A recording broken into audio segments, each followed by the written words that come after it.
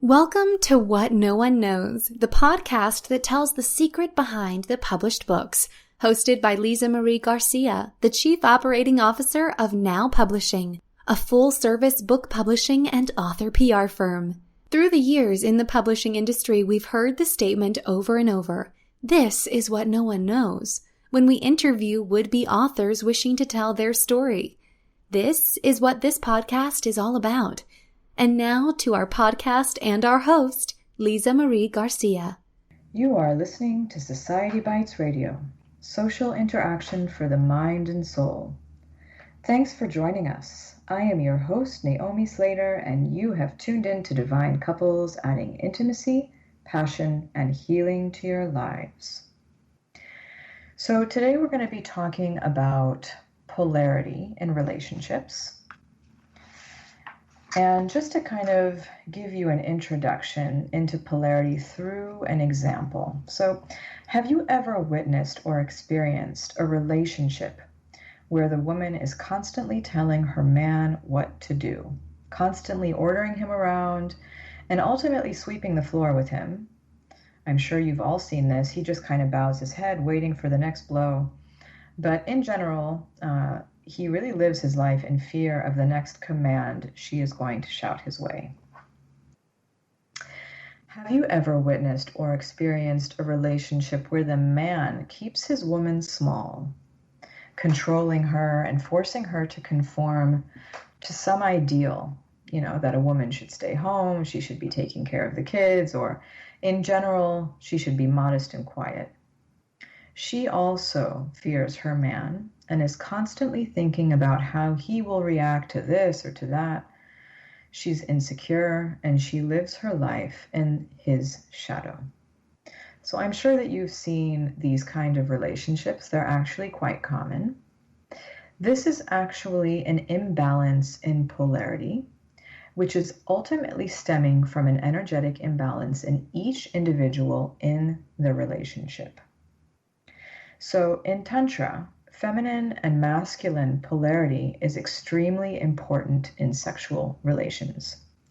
Only through creating a strong polarization into the two opposite poles can relationships be sexually and spiritually fulfilling. This, however, does not mean that the man needs to be what is conventionally seen as being a man all the time, in order to emulate divine masculine energy, and vice versa. So Shiva and Shakti energy, I'm sure that many of you have heard of this terminology. Tantra is really about the union and expansion of these two divine energies. So Shiva being the divine masculine, Shakti being the divine feminine. Shakti is essentially the energy of creation and intuition, and Shiva is the energy of consciousness and awareness.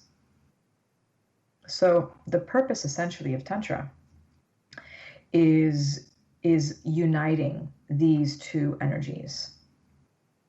Now, traditionally, if we're going to talk about, how most people view masculine energy. So traditionally, being a man means being the provider, protecting, executing, focus, direction. So these are all very, very masculine traits. And if you examine the male sexual organ, or the lingam, the penis, when it's erect, it is very direct. It is pointing. It has a direction. It has a purpose. So this is very, very, this is divine masculine energy. That is what it is.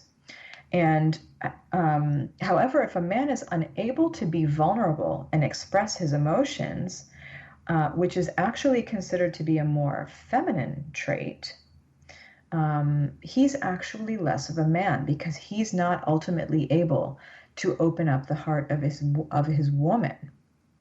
So what I'm talking about here is, for a man to be fully masculine, he needs to also learn to embody feminine traits. This is what is going to make him a full man. I don't know if that makes sense, but hopefully it does. A woman, on the other hand, is traditionally thought of as being the caretaker, the nurturer.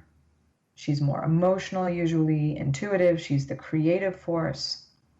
However, if she is not able to fully step into her feminine power and create boundaries and take control of her life, which of course is considered to be more of a masculine trait, she will actually be less of a woman. So if you go back to the examples of these relationships that I mentioned, if she's kind of living in the shadow of her man, she will not be able to fully embody her feminine power. Okay, so she also needs to learn to embody some of these masculine traits for her to be this full embodied goddess, one that's embodying this divine feminine energy. So in sexual terms, this means that the woman needs to also know how to get on top of her man in sexual intercourse and ride him, which may be considered more of a masculine trait. And this is in a full expression of her owning her sexual energy and simultaneously knowing how to be in full surrender. So she also needs to know how to allow her man to fully penetrate her and open up her gates of love. So a woman that's able to embody both of these things, both being able to get on top of her man and ride him, and also be able to fully surrender to his love, this woman is a queen. And she embodies a well-balanced divine feminine energy. Now, the man, on the other hand, he needs to know how to lay back in full surrender, which is, of course, considered a more feminine trait, absorbing his woman's love and making himself more vulnerable through showing her and telling her how much he loves and admires her. So again, this is considered to be more of a feminine quality, and many men will shy away from this because they consider this to be a feminine trait. But if they're not able to embody this, if they're not able to lay back in full surrender and allow their woman to ride them, they cannot embody their full masculinity. Okay? So at the same time, he should, of course, also be able to know how to take control of sexual situations when the woman is open and willing, sweeping her off her feet and penetrating her soul. So if a man is able to embody both of these things, both full surrender to his woman's love and also being able to take control and sweeping her off her feet, this man is a king. And he embodies a well-balanced divine masculine energy. So for me personally, maintaining this polarity, this balance, has not always been easy. There have been times where it has come very naturally to me and to my partner, and other times where we really needed to adjust our behaviors, our practices, and our energy in order to strengthen the polarity between us. So I want to give some more examples so that you might be able to relate to this on a deeper level. So just some examples, more examples of relationships where the polarity is imbalanced. So the woman isn't interested in sex. Every time her partner touches her, she knows that he wants something from her. She never feels in the mood and is therefore constantly telling her partner no. She just wants to simply cuddle with her partner and doesn't want to feel this constant pressure to have sex. She sometimes feels suffocated by her partner and doesn't feel like he gives her the space she needs to open up and feel her own sexual energy. So this is very important. Women really need this. Women need space to feel their own sexual energy. Of course, if this is the situation, her partner will feel rejected, unwanted, and essentially his masculine essence is depleted. For a man to be in his masculine essence, He needs to feel wanted and desired by his woman. If he doesn't feel wanted and desired, he becomes like a little boy, not knowing how to approach her and feeling insecure in his sexuality. Okay? Another example of an imbalance in the polarity. So the woman desires her partner. She wants him to make love to her, but he is distant and distracted, maybe with work, with other things, with his friends, with life. He barely notices when she gets dressed up for him, or he makes sarcastic remarks that make her feel self-conscious or unattractive. He is emotionally closed off to her, and no matter how much she tries to connect to him emotionally and sexually, he repels her advances. If he does have sex with her, it is to relieve his own stress and to ejaculate. She will oftentimes feel used and unsatisfied after lovemaking. She feels like he just wanted to get off. Okay, this is very, very common. So if you're connecting to one of these relationship scenarios, don't feel bad about yourself. A lot of people experience these imbalances in polarity, which will result in some of these examples. So one more. The man feels that his woman doesn't respect him or care for him. He feels that she has her own life and isn't really interested in him. He may be like a status symbol or a trophy to her that she likes to carry around, but otherwise he can sense that she is annoyed by his presence. She would much rather be with her friends, her kids, her extended family, and never really wants to do anything with him alone. She's always trying to get other people kind of into whatever interactions they have so that she doesn't have to spend very much alone time with him. Spending time with him alone is boring for her.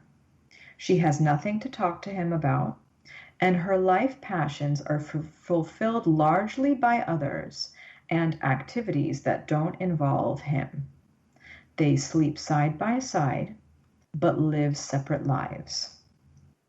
So I'm sure that you can probably either connect to one of these scenarios, whether it be in your own personal relationship or in relationships that you see around you, whether it be the way that your parents were, or you may have friends that you can identify are in one of these polarity imbalances. So what does this really mean? An imbalance in polarity often stems from a disconnect from our emotional body. Okay?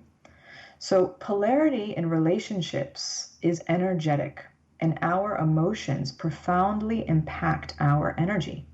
So if we have unresolved emotions and feelings, whether it be from our past or in our current relationship, the polarity will be imbalanced. Now, this can also be, from observing our parents and whatever imbalance they may have had in their relationship in the polarity. These are things that we absorb as children. And if we don't if we don't obtain the skills to work through the emotions that this imbalance in polarity created upon us, was bestowed upon us, it's our parents. We weren't, of course, in any way able to control that relationship. But if we don't process those emotions, those emotions and that imbalance can be transferred onto us. And then we may be experiencing the same imbalance in polarity that our parents experienced. So how do we work past this? So if both people in the relationship in question are committed to improving and working on themselves, tremendous transformation can occur. Of course, it does require looking at some of these unresolved emotions and allowing them to pass through us. It's giving these emotions expression. So not repressing and suppressing them, but allowing them to be expressed through us in different ways. Now, polarity is also affected by